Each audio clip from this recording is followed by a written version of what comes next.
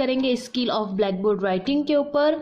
मैंने अपनी last video भी skill of black board writing के ऊपर ही पोस्ट की थी और ये ब्लैक बोर्ड राइटिंग के ऊपर मेरी सेकेंड वीडियो है। तो आप लोग मेरी बातों को ध्यान से सुनना और समझने की कोशिश करना। आप ये अज्यूम करिए कि आप रियल में किसी क्लास में इंटर्न हैं, आप रियल में किसी क्लास में पढ़ा रही हैं। तो इस बात को अगर आप अज्यूम करके चलेंगे तो आपको समझने में ज़्यादा इजी होगा। और अगर आपने मेरे चैनल को सब्सक्राइब नहीं किया है तो मेरे चैनल को सब्सक्राइब करिए ताकि नोटिफिकेशन आपको मिलती रहे और जो भी लेटेस्ट अपडेट्स हैं बीएड को लेकर, अदर क्लासेस को लेकर, अदर एजुकेशन एक्टिविटीज़ को लेकर वो आप लोगों को मिलती रहे। तो चलिए आज हम अपनी वीडियो स्टार्ट करते हैं। कोई भी ट्रेनी टीचर जब क्लास में इंटर्न करता है तो ब्लैक बोर्ड पे ये कुछ एंट्रीज करते हैं, डेट, क्लास और ये सब्जेक्ट। छात्र अध्यापक मतलब जो भी टीचर हैं, जो ट्रेनी टीचर है उनका नाम। तो मेरा नाम अपर्णा मोदक है तो नाम। अवधि मतलब होता है ड्यूरेशन। तो मैक्रो टीचिंग के जो लेसन प्लान होते हैं उनका ड्यूरेशन 5 to 6 मिनट का होता है। कौशल मतलब कि स्किल। तो आज की स्किल है हमारी ब्लैक बोर्ड राइटिंग। एंड प्रकरण मतलब होता है टॉपिक, मतलब किस टॉपिक पे हम लेसन बना रहे हैं या किस टॉपिक पे हम पढ़ा रहे हैं वो हमारा टॉपिक होता है। तो आज का लेसन प्लान हम बना रहे हैं परमाणु मॉडल के ऊपर। इससे पहले आप मेरी बातों को समझने की कोशिश करें कि सपोज़ अगर कोई टीचर किसी सब्जेक्ट का कोई चैप्टर या कोई लेसन स्टडी करा रहा है क्लास में। सपोज़ करें कि ये जो चैप्टर है ये है 9th क्लास की साइंस बुक जो कि एमपी बोर्ड बेस्ड है। ये है चैप्टर नंबर 8 परमाणु संरचना यानी कि ऑटमिक स्ट्रक्चर ऑफ एटम। अगर इस चैप्टर को कोई पढ़ा रहा है तो फर्स्ट डे जाके इस चैप्टर का इंट्रोडक्शन देगा, बच्चों को समझाएगा कि ये चैप्टर में क्या है नहीं है, ठीक है। सपोज सेकेंड डे भी उन्होंने इस यहाँ तक पढ़ाया, थर्ड डे किसी टीचर ने यहाँ तक पढ़ाया। तो फर्स्ट डे तो वो इंट्रोडक्शन देगा, इंट्रोडक्शन स्किल का यूज़ करेगा। लेकिन हर दिन क्या कोई टीचर इंट्रोडक्शन स्किल के ऊपर अपना टॉपिक निकालता है? इंट्रोडक्शन स्किल हमें क्लास में यूज़ करनी होती है। मतलब सबसे पहले इंट्रोडक्शन स्किल ही यूज़ करनी पड़ती है। लेकिन रोज़ रोज़ थोड़ा ना कोई चैप्टर का इंट्रोडक्शन देगा। मतलब एक चैप्टर को कम से कम 3 से 4 दिन में कोई चैप्टर ख़त्म होता है। एक चैप्टर टीचर क्लास में 3 से 4 दिन पढ़ाता है। तो अब हम ये मान के चल रहे हैं कि जो शुरुआती जो चैप्टर है, शुरुआत के जो पेजेस हैं टीचर ने उसको पढ़ा दिया है और आज टीचर इस चैप्टर को मतलब इस पोर्शन को पढ़ाने वाला है। तो हम अपना जो लेसन प्लान है वो इस पोर्शन के ऊपर रेडी करेंगे। आप समझने की कोशिश करें कि टीचर ने आधा चैप्टर पढ़ा दिया है, देन वो आगे का पढ़ा रहा है, तो उस पर हम लेसन प्लान कैसे बना सकते हैं, उस चीज़ को हम कैसे एग्जीक्यूट कर सकते हैं, उसको लेकर हम कैसे आगे बढ़ सकते हैं।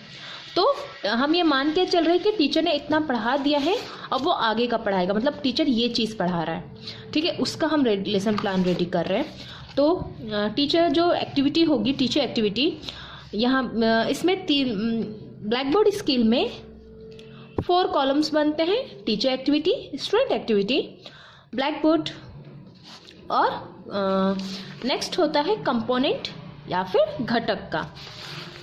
तो जो बच्चे इंग्लिश मीडियम से हैं वो भी आई होप कि उन्हें भी ईजिली समझ में आ रहा है क्योंकि मैं दोनों ही लैंग्वेज का यूज़ कर रही हूँ। तो और अगर आप लोगों की कोई क्वेरीज है तो आप मुझे कमेंट बॉक्स पे कमेंट कर सकते हैं। अगर कुछ समझ में नहीं आ रहा है तो आप मुझे पूछ सकते हैं। ओके, तो हमारा जो इंट्रोडक्शन स्किल पे हम यहाँ पे किस तरह से काम कर रहे हैं, किस तरह से हम यहाँ पे इंट्रोडक्शन स्किल को लगा रहे हैं वो हम बताते हैं, क्योंकि हर उसमें शुरुआत इंट्रोडक्शन स्किल से ही होती है। तो कल हमने क्या अध्ययन किया, स्टूडेंट एक्टिविटी में आएगा कि हमने परमाणु के बारे में पढ़ा। मतलब सपोज करो कि आज हम अगर बच्चों को ये चैप्टर पढ़ा रहे हैं, मतलब कि ये चीज़ हमने कल पढ़ा दी है, तो मतलब बच्चों को पता है कि कब हमने ये चीज़ें पढ़ी हैं, राइट। तो बच्चे ने हमें क्या आंसर दिया, परमाणु के बारे में पढ़ा, मतलब कि एटम के बारे में पढ़ा। ओके, नेक्स्ट क्वेश्चन इज, अच्छा तो बताओ परमाणु में क्या क्या होता है।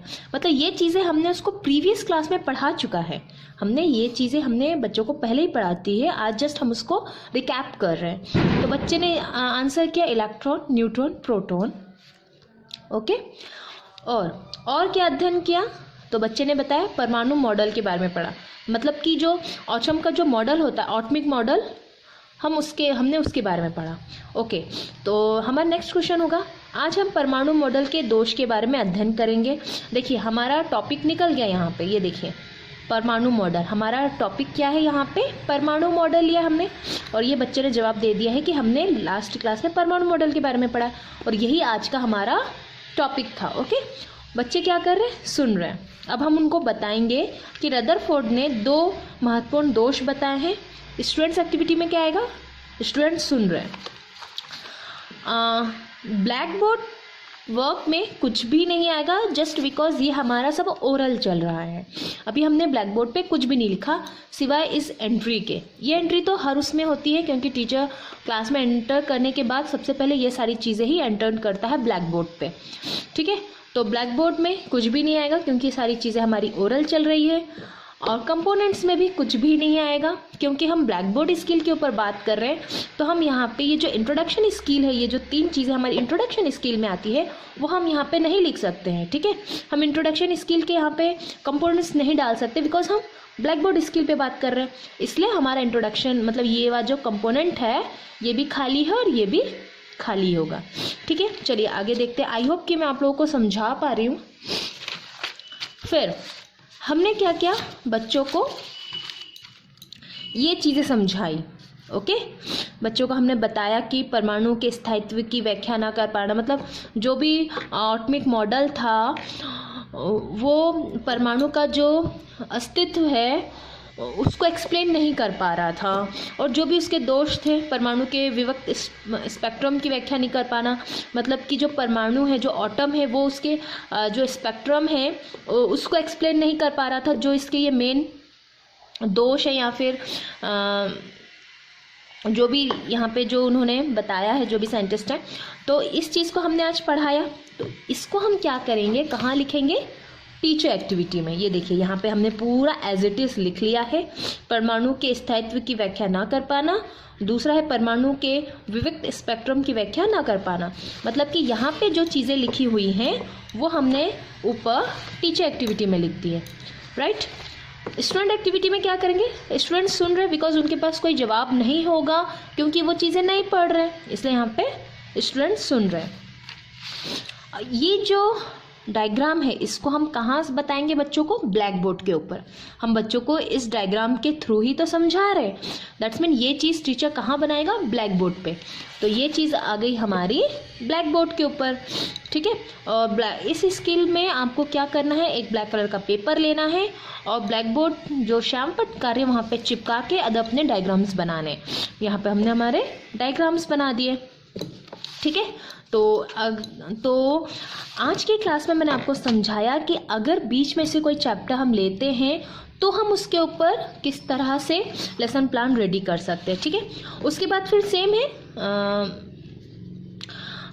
ये उसके घटक, स्किल्स के कंपोनेंट्स, और जो भी ब्लैक बोर्ड स्किल के जो कंपोनेंट्स है उसको यहाँ लिखना है। टेली और रेटिंग स्किल ये हमें कौन देता है, ये हमें जो ऑब्जर्व कर रहा होता है, जो अगर हम क्लास में इस सारी एक्टिविटी को जब हम क्लास में एग्जीक्यूट करेंगे तो जो हमें ऑब्जर्व कर रहा होता है वो हमें रेटिंग देता है, वो हमारे काम को टैली करता है। लेकिन यहाँ पे हमने खुद ही को नंबर दे दिया है, मतलब इस तरह से आप कर सकते हैं।